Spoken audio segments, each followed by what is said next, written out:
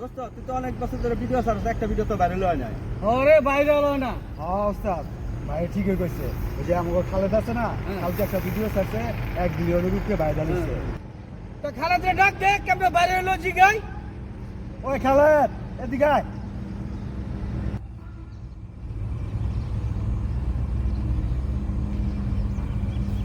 আসসালামু আলাইকুম ভাই, ডাকছেন? ওয়ালাইকুম আসসালাম।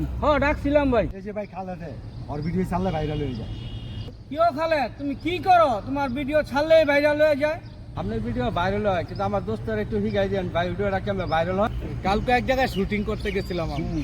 যাওয়ানোর পথে ওই যে মদনগঞ্জ এই যে ব্রিজটা আছে না শীতলক্ষা, এই ব্রিজের সামনে দেলোয়ার প্রধানের একটা তেলের পাম্প, চিনছেন না?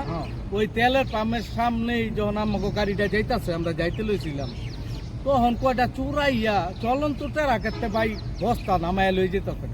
আমি কোন রকম তাড়াতাড়ি করে আমার ক্যামেরাটা বার কইরা সিনটা লইলাম, লইয়া সারছি, ওইটা ভাই ভাইরাল হয়ে গেছে।